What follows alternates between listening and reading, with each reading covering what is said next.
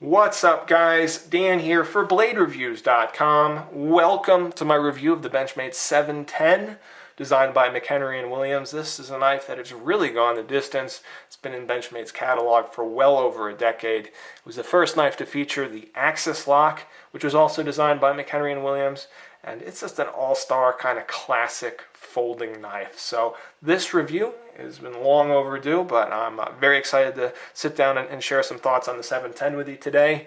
So let's dive on in. I got some quick specs for you, and then we'll really get into it. So the 710 has an overall length of 8.8 inches. It's got a 3.9 inch long blade, and it weighs 4.5 ounces. So you definitely get a full-size knife here, but still it is slim and lightweight for its size. And to help kind of show you that, got a couple size comparisons as usual. This time around I've got a full-size Griptilian, and I've also got a Spyderco Paramilitary 2. So hopefully that gives you some idea, builds a little bit of flavor for you. The 710 is indeed longer than both of these other knives.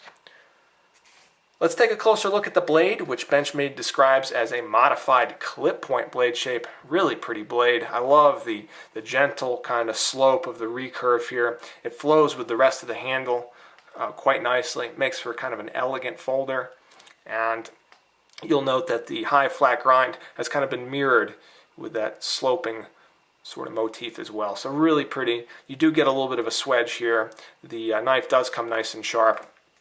And you do get a good functional tip. So this blade is 2.9 millimeters thick, carries a fair amount of steel out all the way to the end. So this is a good all-purpose blade. You'll be able to get some detail work done. That recurve makes it an extremely aggressive cutter, and the partial flat grind makes it a decent slicer. It's not the most amazing slicer, but it is a decent slicer.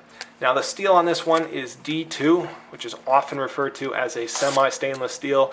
I've spoken a lot about it before, but you can see on this particular knife there is a little bit of staining, and that's what you see here. I tried to polish this out and was unable to do that. This was actually from cutting some branches up in my backyard. There was a lot of sap, a lot of tree juice in those branches, and it seemed to have a little bit of reaction with the blade here. Not a big deal, but it just does show that these knives are semi-stainless. They're not completely stainless steel. So let's talk a little bit more about D2 on more of a practical note. It has been heat treated here to 60 to 62 HRC. It does have a bit of a reputation for being difficult to sharpen, and when you throw in this recurve, it might seem like this thing will be like impossible to sharpen. I found that wasn't the case for me. I would advise using some very slim sharpening stones, or perhaps like a rod style sharpener. Personally, I just used my sharp maker on this one. Didn't have any problems with the stock stones. Getting this to a nice clean edge that will easily slice paper, shave some hair off your arm.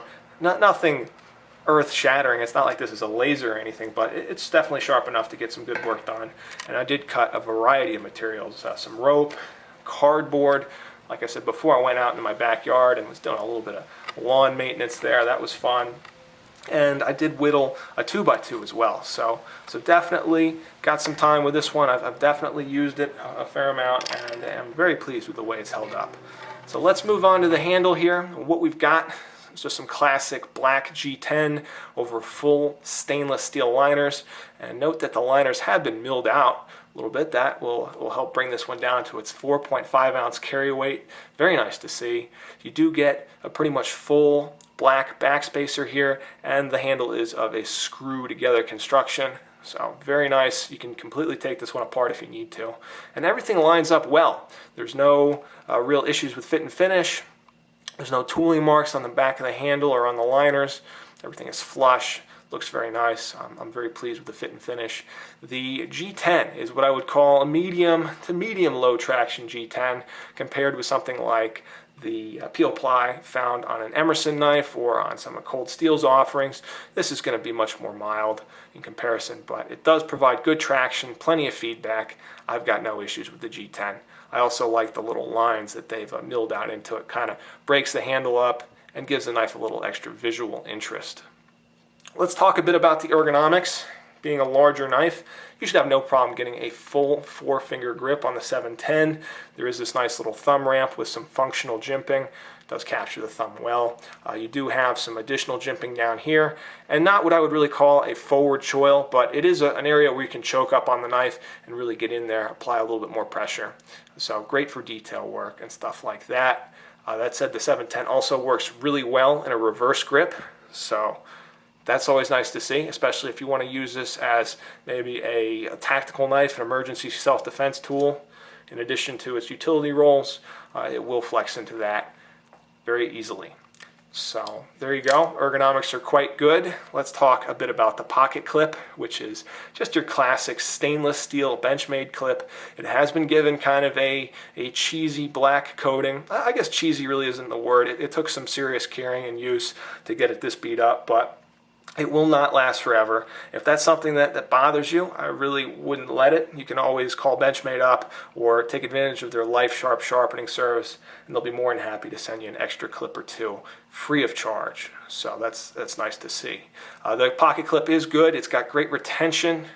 This is a very common pocket clip found on a ton of their knives. In this case, it's been mounted for ambidextrous tip-up carry, and the knife carries very well. It's a longer knife, almost 9 inches long, but again, it's only 4.5 ounces. It's slim, really does carry like a much smaller blade. I've got no issues toting this one around at all.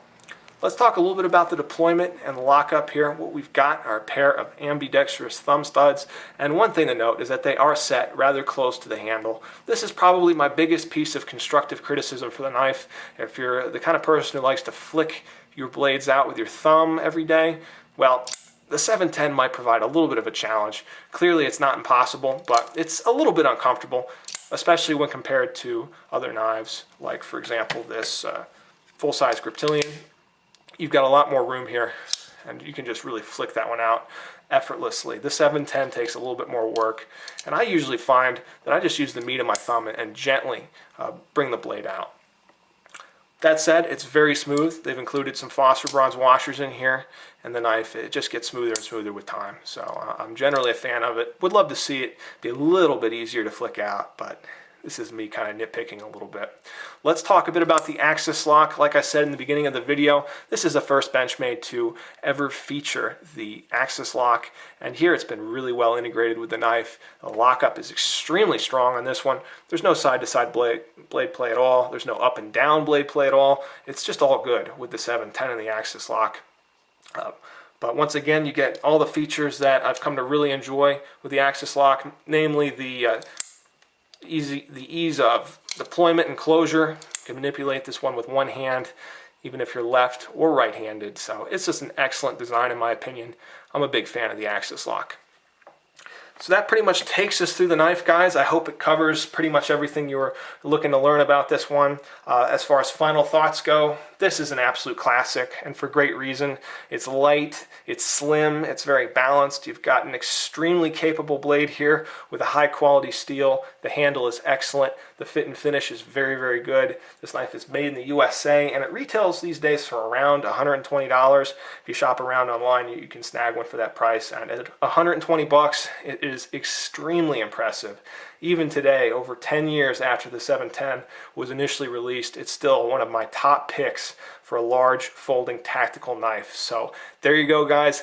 That was the review. Hope you enjoyed it. Thank you for watching as always. Once again, this is Dan for BladeReviews.com. Take care, and I'll be back soon with another knife review.